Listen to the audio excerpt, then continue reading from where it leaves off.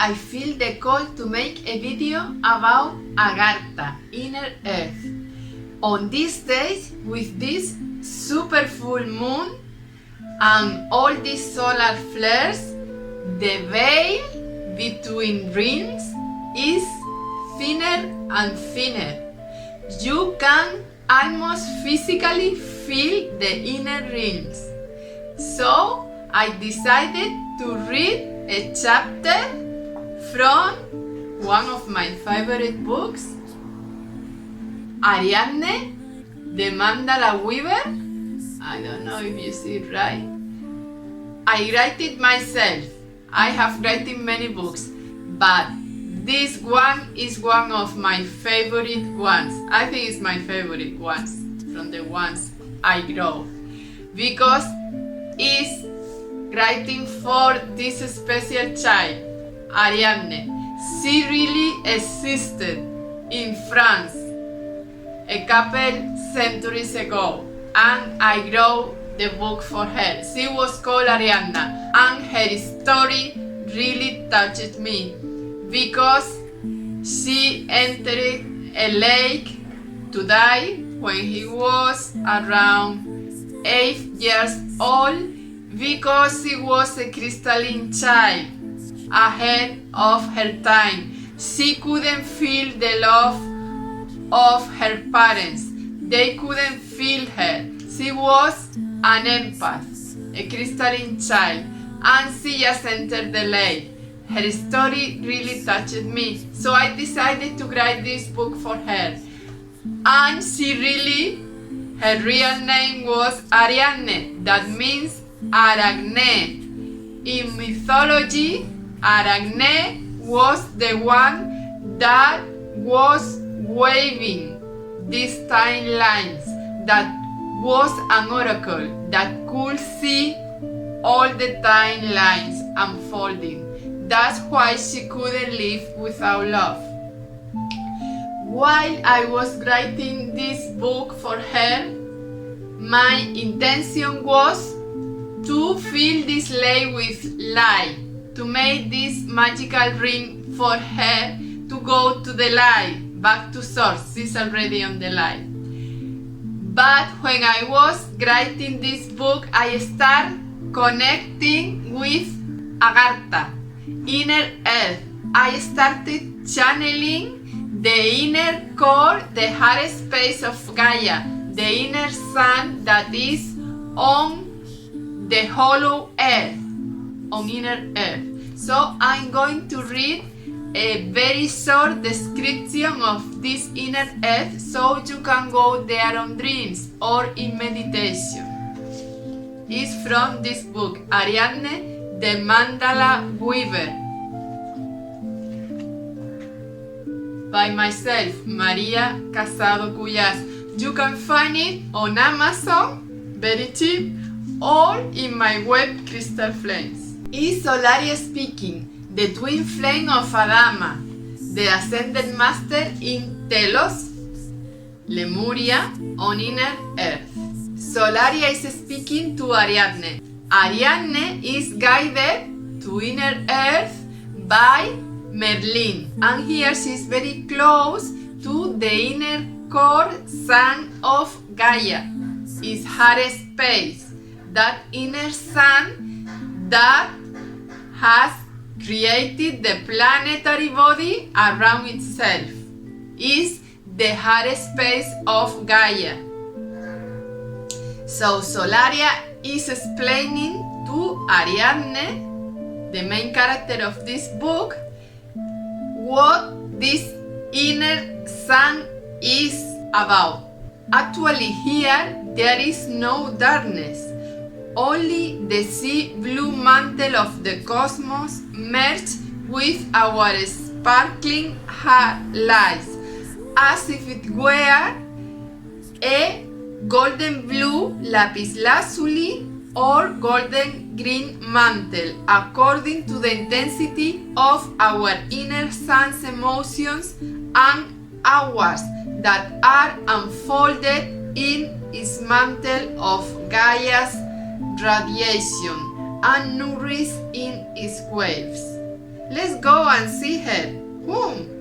Well, our son. In reality, although it is neutral, she likes to express herself more feminine. She has harmoniously merged its yin and yang rays. We approached the ways of a harmonious love song, enveloping in its field, where everything else is in dissolution in its voice of light, love, and beauty.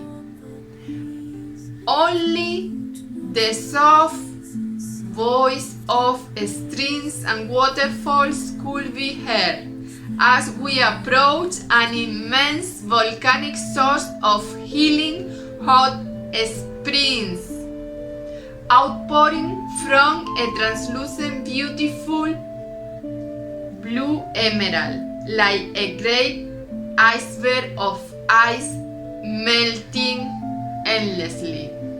Liquid fire falling in a blue-green mantle from the vast ocean of underground waters. In reality, it was a lagoon because of its fresh waters, but as huge as an ocean. In fact, it was difficult to distinguish it from the sea.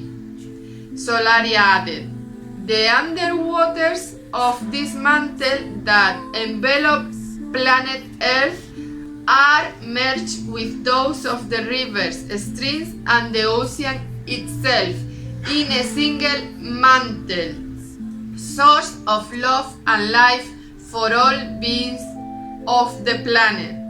Just as the mineral network of the Earth forms its own crystalline network, thus communing to all the quarks which span the line of these intraterrestrial solar rays.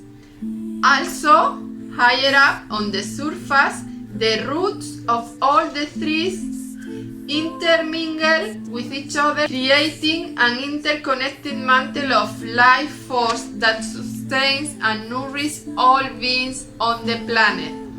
Thus, we are all interconnected and safe under the same protective mantle of the Cosmic Father's gaze in his solar mantle on the surface, and held by the Cosmic Mother's heart in her magnetic field, in her underground solar mantle of electromagnetic ley lines and lava streams.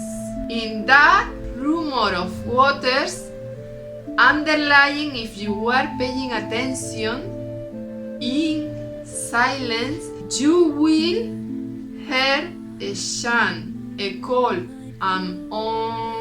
a familiar loving voice, feminine, lulling all around. A living, bluish green solar being of gorgeous peace and beauty, comforting, nourishing, endlessly pulsating its heart beats in her emerald waters.